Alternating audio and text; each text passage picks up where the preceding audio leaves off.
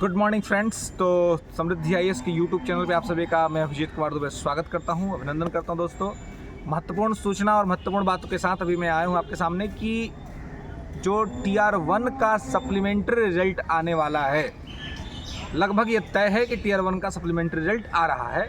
Patna high court ने अपने फैसले को सुरक्षित रख लिया है और इस पर ये आप समझिए कि 4 से 5 दिन के अंदर में चीज़ें क्लियर हो जाएंगी। अब मुद्दा ये है कि NIOS DLED वाले का जो है उनका क्या होगा, NIOS का क्या होगा, जो कि 1.5 साल का जिनके पास डिग्री है ना, 2 साल का होना चाहिए लेकिन 1.5 साल का डिग्री है, जिनका विवाद बहुत समय से चल रहा है, तो इनका क्या होगा। डायरेक्ट आप सुप्रीम कोर्ट भी गए, सुप्रीम कोर्ट ने एक्सेप्ट नहीं किया, है ना, सरकार ने भी एक्सेप्ट नहीं किया।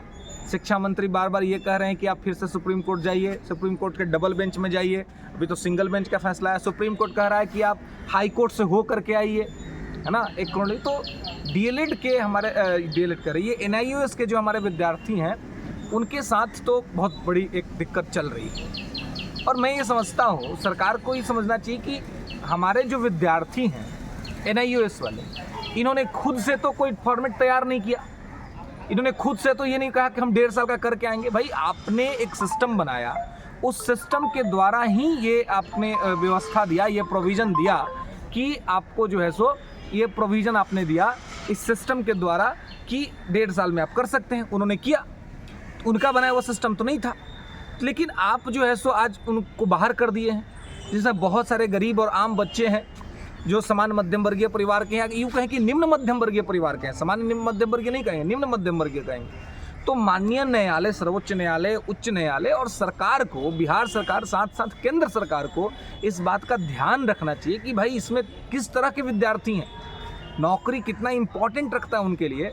तो सप्लीमेंट्री रिजल्ट जो आ रहा है TR1 के लिए, तो अब है कि इसमें NIOS DLED वाले जो हैं, जिनको कि बाहर कर दिया गया था, TR1 का जो कुछ सीमित स्तर पे जो रिजल्ट आया था उसमें बाहर कर दिया गया था। तो अब आगे क्या होगा, तो इसके लिए भी पटना हाई कोर्ट में केस चल रहा है, इसके लिए भी पटना हाई कोर्ट में केस चल रहा है, पिटीशन डाला हुआ है।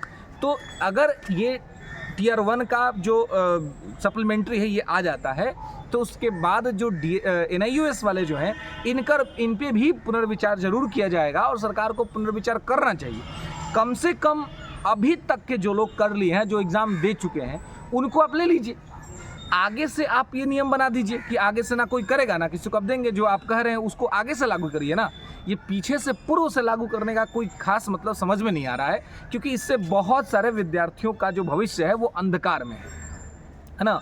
सब कुछ करने के बाद अगर उनको नौकरी से निकाला जाएगा, बहुत सारे ऐसे भी हैं जो जॉब में तो चले गए हैं लेकिन उनको डर है कि किसी भी दिन उनको नौकरी से निकाला जा सकता है। तो सरकार को चाहिए, सिस्टम को चाहिए, और हम हमेशा कहेंगे कि जो हमारी न्यायपालिका है, सर्वोच्च न्यायालय, उच्च न्यायालय, इनको केवल नीति के साथ साथ उस विद्यार्थी जो भी जिस तरह के विद्यार्थी NIOS में हैं उनकी सामाजिक और पारिवारिक स्थिति को भी समझना चाहिए और उसको समझते हुए इनके फेवर में रिजल्ट देना चाहिए।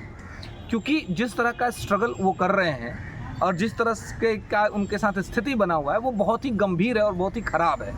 तो ऐसे स्थिति में न्यायपालिका का कार्य है न्याय करना, तो उस न्याय के परिधि में उन लोगों को लाया जाए जिनके साथ अन्याय हो रहा है। क्योंकि मैं बार बार मैं यही समझ रहा हूँ और मैं सरकार से हमारा ये कहना है कि भाई, क्या जो NIOS के विद्यार्थी थे, क्या इन्होंने कोर्स तैयार किया था 1.5 साल का? इन्होंने तो नहीं किया था तैयार। आपने एक सिस्टम डेवलप किया, उस सिस्टम में ये इनरोल हुए और इनको डिग्री मिली। तो सिस्टम बनाने वाले तो ये नहीं है, सिस्टम बनाने वाला कोई और। तो फिर सिस्टम में पार्टिसिपेट करने वाले को क्यों दंड मिल रहा है? इनको नहीं मिलना चाहिए, क्योंकि इनकी पारिवारिक स्थिति, सामाजिक स्थिति बहुत खराब है। मैंने मिला है मैं ऐसे विद्यार्थियों से जो बहुत दुखी रहते हैं, बहुत डिप्रेशन में हैं, फ्रस्ट्रेशन में है कि सर क्या करें, अब तो कुछ समझ ही नहीं आ रहा है, हम तो कहीं के नहीं रहे। तो ऐसे विद्यार्थियों के लिए न्यायपालिका को चाहिए कि भाई उनके फेवर में भी रिजल्ट लाया जाए और TR1 में जहां अन्य विद्यार्थियों को रिजल्ट दिया जा रहा है वहीं NIOS और DLED पर भी काम किया जाए, उनके लिए भी विचार किया जाए कि उनको किस प्रकार से हम ये कर सकते हैं। इसके लिए भी सरकार को कदम उठानी चाहिए और सरकार को देखना चाहिए। सरकार के साथ साथ जब तक न्यायपालिका आदेश नहीं देगी तब तक तो सरकार हमारी हिलने वाली नहीं है। ना सेंटर की गवर्नमेंट और ना स्टेट की गवर्नमेंट। तो ये इसमें न्यायपालिका का जो रोल है वो बहुत महत्वपूर्ण हो जाता है, बहुत इंपॉर्टेंट हो जाता है कि हमारी जो जुडिशरी है वो जुडिशरी इस पे एक्शन करे और जुडिशरी इसके लिए गवर्नमेंट को आदेश करे और जुडिशरी के आदेश के बाद ही इसमें कुछ हो सकता है, अन्यथा सरकारें तो नहीं ही करेंगी। सरकार तो सिंपली जो सप्लीमेंट्री लाना है उसके लिए नहीं चाह रही है सरकार लाना, तभी तो सरकार के वकील ललित किशोर साहब खड़े हैं कोर्ट के अंदर में। लेकिन जो अपोजिशन के जो छात्रों के वकील हैं उनके जो तर्क दिए, जो उन्होंने जो बातें की हैं, उसके आधार पर जो है सो ये निश्चित हुआ है कि रिजल्ट तो आएगा सप्लीमेंट्री का। लेकिन हाँ, NIOS DLED का जो मुद्दा है इसको भी सरकार को ध्यान रखना चाहिए और इसको ध्यान में रखते हुए सरकार को इस पर काम करना चाहिए ताकि इनका भविष्य अंधकार में न रह जाए। और इसके लिए न्यायपालिका जो है, जब ये रिजल्ट आ रहा है इसके बाद न्यायपालिका को इस पर विचार करना चाहिए। और मैं ऐसा मानता हूँ भारत की न्यायपालिक व्यवस्था पे विश्वास करते हुए कि संभव है कि न्यायपालिका जो है NIOS के इस विद्यार्थियों की स्थिति को समझेगी और उनके फेवर में भी फैसला ले करके आएगी। चलिए दोस्तों, तो ये सब तरह की जानकारियाँ आपको हमेशा मिलता रहेगा इस चैनल पर।